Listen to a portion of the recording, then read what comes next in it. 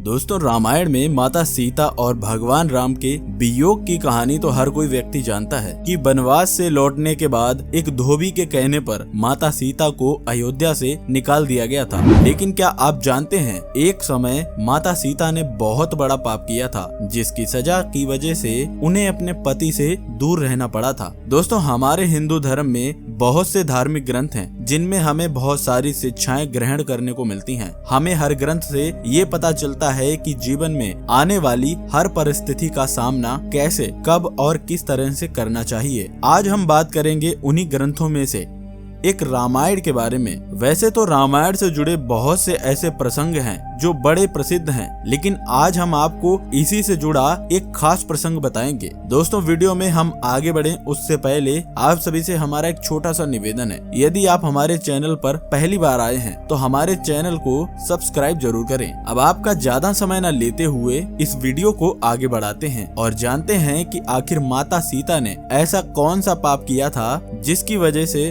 उन्हें इतनी बड़ी सजा मिली। इसके अलावा वो धोबी कौन था जिसकी वजह से माता सीता को वन में भटकना पड़ा था। दोस्तों, आज हम आपको जिस कथा के बारे में बताने वाले हैं उसका उल्लेख आपको रामायण में देखने को मिल जाएगा। मिथिला नगरी में जनक राजवंश का राज हुआ करता था। उन्हीं में से एक राजा थे सीरध्वज। एक बार यज्ञ के लिए वो जमीन जोत रहे थे। उसी समय वहाँ से एक छोटी कन्या उन्हें मिलती है। इस सुंदर कन्या को देख राजा के साथ साथ उनकी पत्नी भी बहुत अधिक खुश होती हैं। इसके बाद उन्होंने उस कन्या को गोद ले लिया और उसका नाम सीता रखा। जब सीता थोड़ी बड़ी हुई तो एक दिन अपनी सहेलियों के साथ खेलते हुए बगीचे में जा पहुंची। बगीचे में माता सीता को एक तोते का जोड़ा दिखाई दिया जो पेड़ की टहनी पर बैठकर बातचीत कर रहा था। उनमें से नर तोता बोलता है कि पृथ्वी पर श्री राम नाम से विख्यात एक बहुत सुंदर राजा होंगे। उनका विवाह जानकी नाम की राजकुमारी के साथ होगा। धन्य है वह राजकुमारी और धन्य है वह प्रजा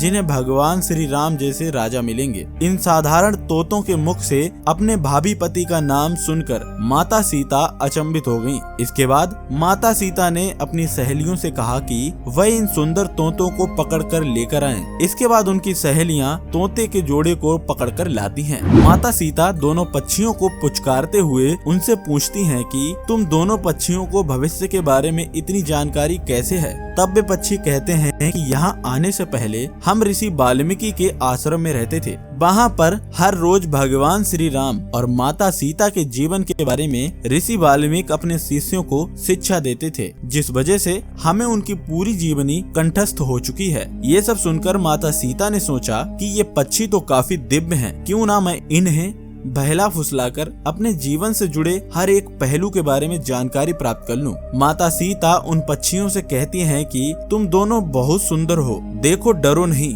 मैं तुम्हें कोई हानि नहीं पहुंचाऊंगी। तुम बस मुझे ये बताओ कि राम कौन है और उनका जन्म कैसे होगा। माता सीता के पूछने पर दोनों पक्षी बताते हैं कि जो शिक्षा वाल्मीकि ने अपने शिष्यों को दी है, उनके अनुसार महर्षि ऋष्यशृंग के द्वारा किए गए पुत्रेष्ठ यज्ञ से प्रसन्न होकर राम, लक्ष्मण और भरत तथा शत्रुघ्न पैदा होंगे, जिनमें सबसे ज्येष्ठ भगवान राम हैं, जो साक्षात भगवान विष्णु के अवतार होंगे। जब भगवान राम बड़े हो जाएंगे तब वह विश्वामित्र और अपने भाई लक्ष्मण के साथ मिथिला जाएंगे और वहां पर धनुष को तोड़कर जानकी से विवाह करेंगे। फिर उस पक्षी के जोड़े ने कहा, हे सुंदरी, हमने तुम्हें सब कुछ बता दिया, अब हमें छोड़ दो, हम जाना चाहते हैं। पक्षियों की बातें सुनकर माता सीता के मन में और भी बातें जानने की इच्छा हुई। उन्होंने उन दोनों से पूछा कि आप मुझे भगवान राम के बारे में बताएं कि वह दिखने में कैसे हैं। इस पर नरतोता बोला कि श्री रामचंद्र का मुख कमल के समान सुंदर है। उनके नेत्र बड़े बड़े और खिले हुए हैं। नासिकाएं उनकी ऊंची तथा पतली भुजाएं घुटनों तक आती हैं। उनका गला शंख के समान होगा। मैं उनका वर्णन कैसे करूं,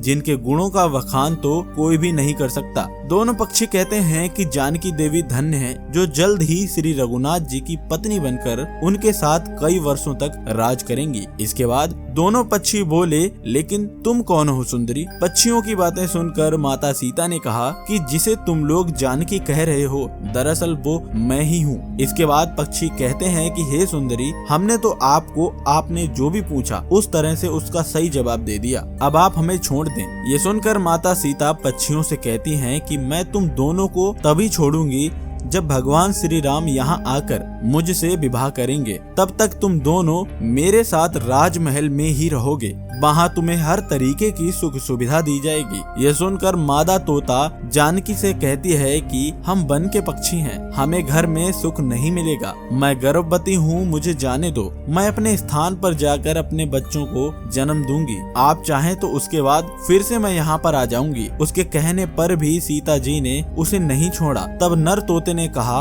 हे सुंदरी, मेरे पत्नी को छोड़ दो, वो गर्भवती है। जब ये बच्चों को जन्म दे देगी तब उसे लेकर मैं फिर तुम्हारे पास आ जाऊंगा। इसके बाद माता सीता नर तोते से कहती हैं कि मैं तुम्हें तो छोड़ सकती हूँ, लेकिन तुम्हारी पत्नी यहीं पर रहेगी, मैं उसकी अच्छे से देखभाल करूंगी। इतना कहकर माता सीता नर तोते को पिंजरे से आजाद कर देती हैं। नर तोता बार बार माता सीता से प्रार्थना करता है कि वह उसकी पत्नी को पिंजरे से मुक्त कर दें, लेकिन माता सीता उनकी बात नहीं मानती हैं। इसके बाद मादा पक्षी काफी क्रोधित हो जाती है और क्रोध में आकर माता सीता को श्राप दे देती है कि जिस तरह से तुमने मेरी इस अवस्था में मुझे अपने पति से अलग किया है, एक दिन तुम भी इसी अवस्था में भगवान श्री राम से दूर हो जाओगी। इतना कहकर मादा पक्षी अपने प्राण त्याग देती है। मादा पक्षी के मरने के बाद नर पक्षी भी काफी उदास हो जाता है और माता सीता से कहता है कि आज तुमने अच्छा नहीं किया, मैं तुम्हें इसकी सजा भविष्य में जरूर दूंगा। मैं मनुष्यों से भरी श्री राम की नगरी अयोध्या में जन्म लूंगा।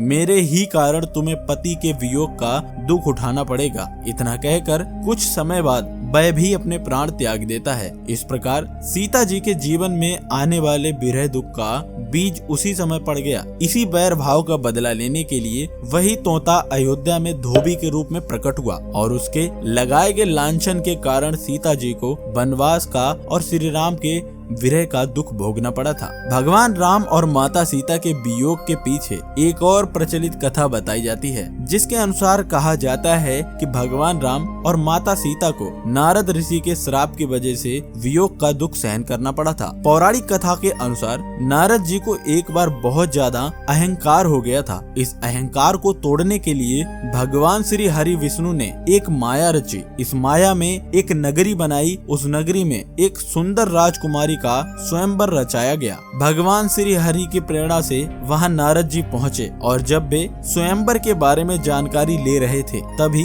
उस राजकुमारी का दीदार नारद मुनि को हो गया। नारद मुनि उस कन्या पर मोहित हो गए। नारद जी राजकुमारी के स्वरूप को देखकर इतना अधिक मोहित हो गए थे कि वे राजकुमारी को हर हाल में पाना चाहते थे और उन्हीं से हर हाल में शादी करना चाहते थे। लेकिन नारद जी को इस बात का पता नहीं था कि अगर रूपवान राजकुमारी से शादी करनी है तो उतना ही रूपवान भी होना पड़ेगा। इसी इच्छा को पूरा करने के लिए वह श्री हरि नारायण के पास पहुंच गए और उन्हें सारी बात बताने के बाद कहा, मुझे हरि जैसा रूप चाहिए। भगवान ने तथास्तु कहा, लेकिन हरि का मतलब बानर भी होता है, ये नारद जी भूल गए थे। भगवान के तथास्तु कहते ही नारद जी का चेहरा वानरों जैसा हो गया। जब नारद जी स्वयंवर के लिए बुलाई गई सभा में पहुँचे तो वहाँ पर उन्हें देखकर हर कोई व्यक्ति हंस रहा था। नारद जी को लग रहा था कि लोग उनके सुंदर रूप को देखकर हंस रहे हैं। लेकिन कुछ समय बाद जब राजकुमारी बरमाला लेकर नारद जी के आगे से निकल गयी और भगवान विष्णु को बरमाला पहनाया तो नारद जी काफी अचंभित हो गए। इसके बाद उन्होंने अपनी छवि जल में देखी तो उनका चेहरा बंदर के जैसा था। नारद जी नारायण के पास पहुँचे और उनसे ऐसा करने के संबंध में कारण पूछा, जिस पर नारायण ने कहा कि आपके साथ जो भी हुआ